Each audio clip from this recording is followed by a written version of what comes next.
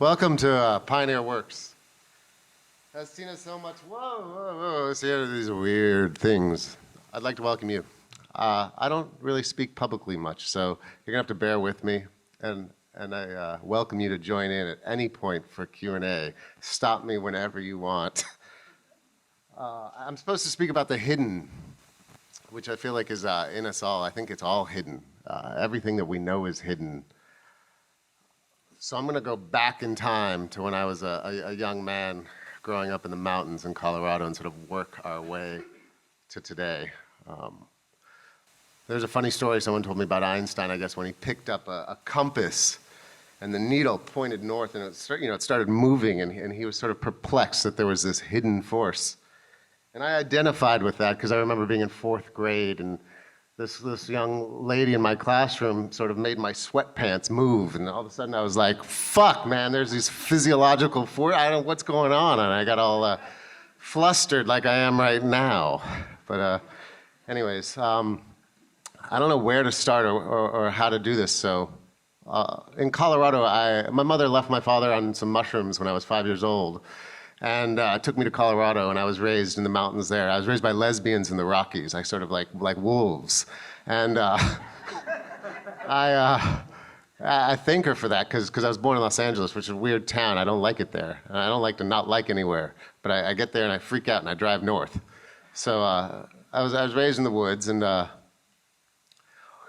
very lucky for that. And so nature was a huge part of my childhood. I would go walking by myself looking for rocks and sticks and animals and all these strange things in the woods. And I think nature was like the sort of formative thing, soup in my head that anyways, I'm gonna go fast because this is fast talk. I dropped out of high school.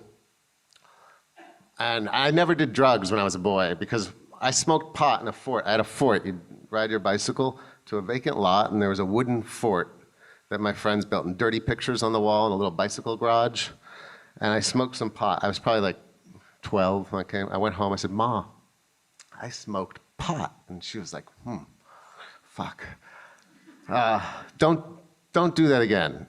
If you're gonna do that, do it with me, because these were the days, people were like, it's laced with PCP or some shit, man. It was fucking weird. So she said, don't do that again. And then she came to me, she said, look, I'll make you a deal. If you don't do any drugs, smoke cigarettes, or drink until you're 18, I'll buy you a really nice fucking car. I was like, damn, I was stupid and young. I was like, sure, Ma, I'll do that. Anyways, by the time I was 18, I had worked all these weird odd jobs. I was a bit of a hustler. I made a bunch of money, bought my own car. So I had a car when I turned 18. So, she kept her word, I kept my word. She gave me a nice chunk of change in lieu of the car, and I spent that shit on drugs. And I made up for lost time. So anyways, I kind of got on an airplane and I hitchhiked across New Zealand. Fond memory was walking down the road, talking to these sheep. I felt like a tennis ball because all their heads were moving and following me down the road with my 40-pound pack. I went to, where did I go? After that, I went to Australia, a lot of hallucinogens. A moment I remember was watching Woodstock for the first time on a video screen on LSD. And that was really weird. And I really sort of I had sort of an epiphany there. And then I went to Thailand, out of all places. Weird place, but it was all right. And I ended up taking a lot of mushrooms because they make them in the omelets there. And so what can you do? It's breakfast. Like now, it's in your coffee. Anyways, I freaked out because I was like, fuck, I'll never go home.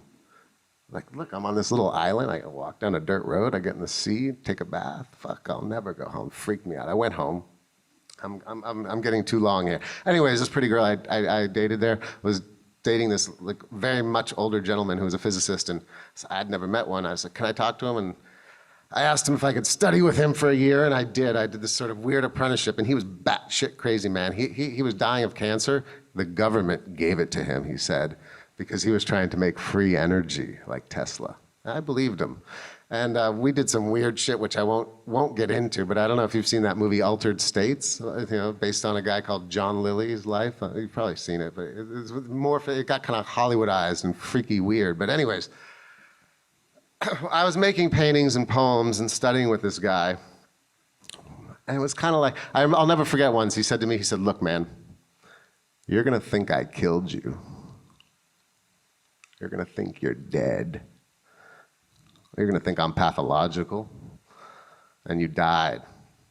Don't worry, it'll pass. And let me tell you. Anyways, I don't want to get into that story, but anyway, you guys like Mitch Hedberg? Yeah, all right, cool, me too. I liked it when Mitch was like, I like nice hotels. I met a girl at the front desk. She gave me her phone number. It was 0. It's like I tried calling her, but somebody else answered. Anyway, no, I'm getting off track. All right. Back to Colorado. So, tons of hallucinogens. I decided I gotta go to New York City to continue making poems and paintings, which I think are the same thing. And I had this weird dream for what is now PioneerWorks. So I'll try to like walk you a little bit through the art and then a little bit through PioneerWorks, which are kind of like the same thing. So I was making these sort of collages, ripping up books and magazines. I mean, at one point you couldn't even see the floor of my studio because it was just covered in ripped up books, like every square inch. I poured resin onto a canvas covered in collage, and I saw an optical quality. I realized that the resin would magnify the text on this canvas. So then I poured a little more resin, I built it up like an inch. Like, fuck, this is cool. So I built these sort of Joseph Cornell wood boxes. This is all a series of accidents. And I started throwing shit in the boxes, like dead frogs from the driveway, and electronics and trash. And I was like building it up in layers of resin to make these collages. I was like, wow, this is fucking cool. And then I took some whiteout, those whiteout pens you use to cross shit out? Yeah. I started drawing around the objects and on the different layers of resin, and I was like, fuck, man, I can draw in space. Weird. And so I started drawing around these objects, and then I started taking out the objects. And then I just started drawing in space, in layers of resin. And then I took off the wood boxes and I started pouring the resin into Pyrex cooking dishes. All a series of accidents. Like I had no conception like of today's talk of what I was gonna say or what I was gonna do, and the same thing with the work. I just had no fucking idea. I was experimenting. That's what's really fun. And these things got bigger and bigger, and I sort of accidentally, by way of obsession and OCD, created my own taxonomy of specimens, starting with botanical structures, then invented insects, and finally the human form. And I was just drawing in layers of resin, and fuck, after all these years, I was like, I got a language, a visual language. I was starting to make some money and shit. Like I was fucking crazy, man. I was like, wow, I can go on vacation. And, but there was one problem. I was gonna die. I was gonna die, man. The resin was gonna kill me, because that shit's dangerous. And I'd go to my shows and everybody would be like, you ever hear Ava Hess? She died of this shit. And I was like, oh, fuck, man, I'm gonna die. And again, I asked you guys, is death final? And I don't think it is, and I don't know why I'm so neurotic. I think it's plasmatic, because I don't actually think you die, but we'll get into that during the Q&A. Point being is, I was fucked. And I was like working in this like beekeeper suit with supplied air respiration coming from the roof so that I could breathe fresh air while I made these drawings on layers of resin. And they started to get life size. And I freaked out because I couldn't do it anymore. I would die. I was having people starting to help me. As a young, hippie, long-haired, bearded idealist, I didn't want to use the resin because it was bad for the environment. All these things were kind of going through my brain soup. So I switched to glass. And when I switched to glass, I said to myself, I don't care if the metaphysical properties are, doesn't have the mojo. I don't care. I can work in layers and I won't die. Best thing happened, I could go backwards. With the glass, the accident in this series of accidents was I could go backwards. I could edit, I could change my mind. I mean, I could just change my fucking mind. And I could work for 6 months and build perspectively, build narrative. Anyways, that's the work. We'll go next door to the studio after this if you want. We can look around, smoke a joint, have some tea, we'll listen to some music. It'll be fun. All right, I'll go to PioneerWorks now. PioneerWorks was like this thing that I wrote down when I moved to New York. It was really silly. I'll never forget.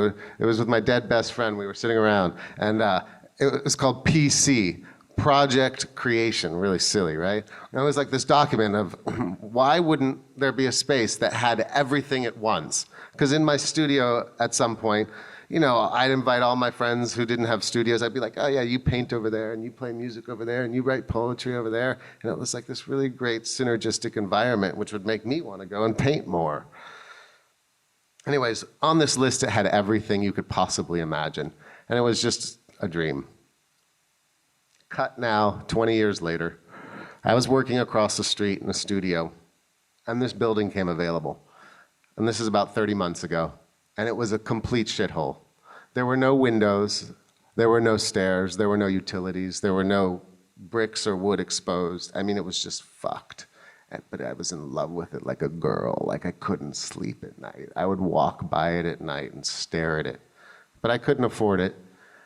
And I didn't think it would happen. But I begged, I borrowed, and I stealed. Stealed? I stole. I stealed and I stole. And I rationalized every possible way of how I could figure out to get this building. And I did. And I thought it would take about 10 years to get to where we are today. I thought I would have to live in it, work in it, my friends live in it, my friends work in it. I just thought it would take years. Anyways, people for some reason started more and more to buy my art. So I looked at my art as like these Boysian biscuits for this social sculpture that like would feed the dancing giant. All these lights would come on. I just keep fucking putting the sculptures in like biscuits. So I did that for 3 years, I guess, is where we are now. I've just been feeding the biscuit monster.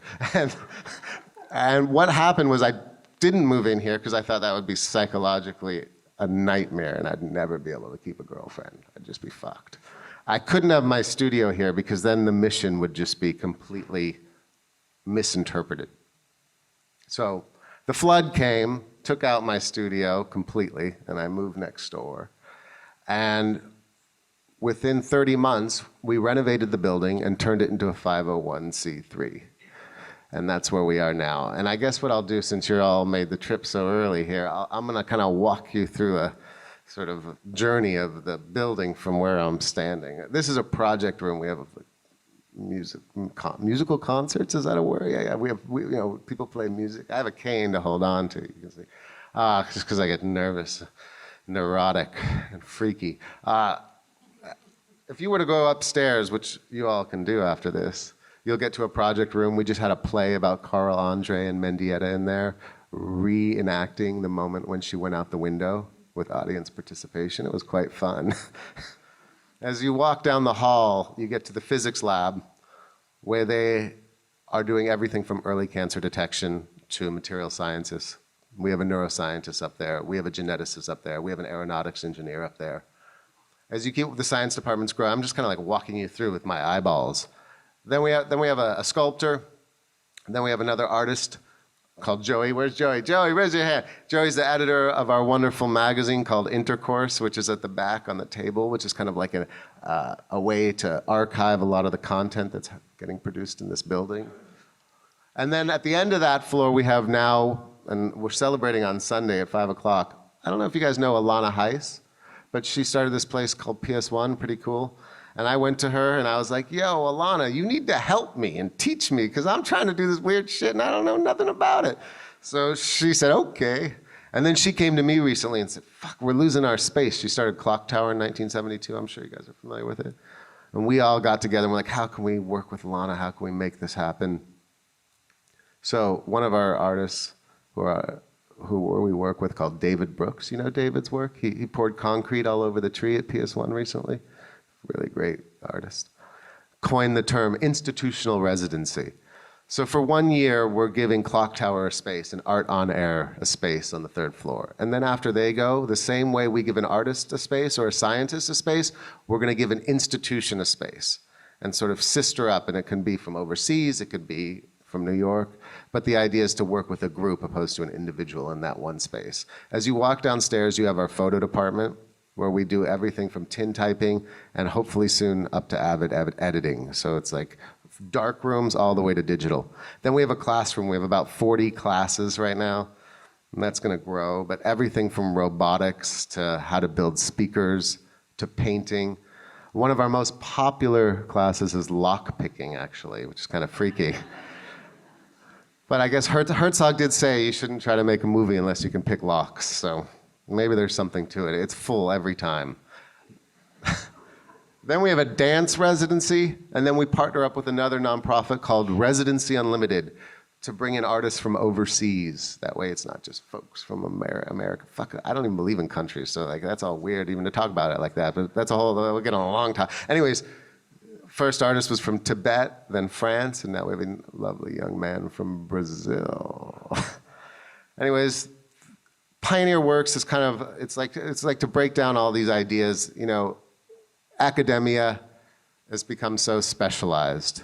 You find that people are working right next to each other and they're not talking, they're not sharing their ideas.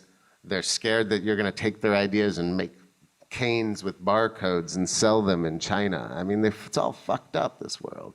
Anyways, we're trying to break down all of these barriers at PioneerWorks. And people are always asking me, they're saying, so what is it about? What is it about? What is the ethos here? And you can go on our mission statement website and you can look at it. But what I tell people sometimes, I say, imagine if you went to a green field and you lay on your back and you took some LSD, maybe with a friend, like maybe in Hawaii on a warm day, and you just tried to imagine the most utopic, crazy, creative place in the world. What would it have? And you'd start, you know, like with your cooking, you'd start putting stuff in there. And that's what we're doing here. And people come in here like this, they're like, this is amazing. And I'm like, this place fucking sucks. I'm like, we have a microscope, but we don't have an observatory. Like, where the fuck are we, man? And so we're getting there slowly.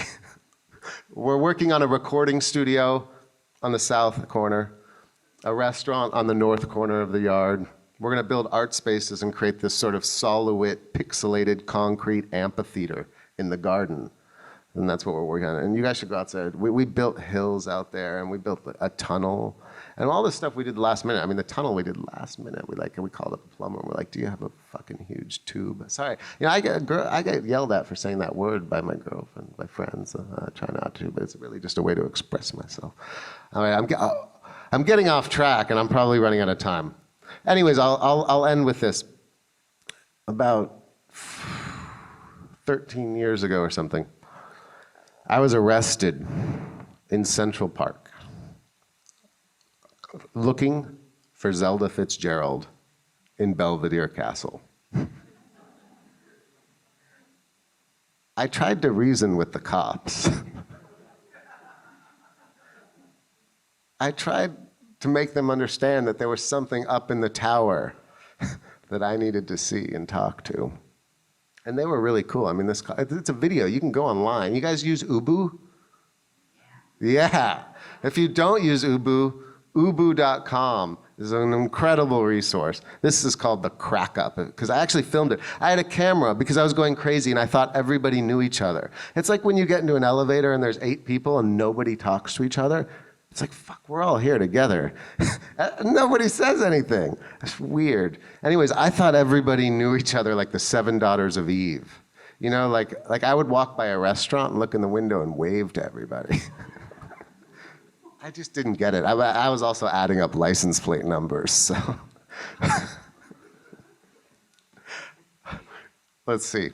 So anyways, they arrested me. They put me in a little holding cell in Central Park. They took away my shoelaces. Put me in an ambulance to a hospital, and my friends came to get me, and I was like, no, I'm not going home. I don't know what came over me. But I was like, I'm not going home. And my friends were getting pissed. You know, they were like, fucking put your clothes on, we're leaving. I was, no. And they took me to one of those like lockdown actual places with the little cups and the windows and the whole thing. And then I was like, I want to go home. And they were like, you can't. Anyways, the point of that story is that I actually think that, you know, back to boys for a minute, that everything is sort of a social sculpture, that we are all one organism. And I know that's like a hippie cliche, but it's kind of true that we have to change people's minds. Because I think for our population to progress and not to kill each other off and kill our planet, we have to change our minds. And we have to change the way we think. And PioneerWorks is sort of a breeding ground for that. And I can't tell you, I think it's kind of like what man can think he will do. So it's actually not that complicated. It's just about changing people's minds. So maybe like this whole smoking pot in Colorado thing is really good. Maybe things are really gonna, you know, I think people are getting smarter. So, you know, I want to open this up and ask you guys actually, because here I'm rambling on. I don't know how long. Has it been 12 minutes or 6 minutes? I don't believe time exists either. I think I was going to ask you guys that question. Do you guys think time exists? Like, I think it's one long extended moment.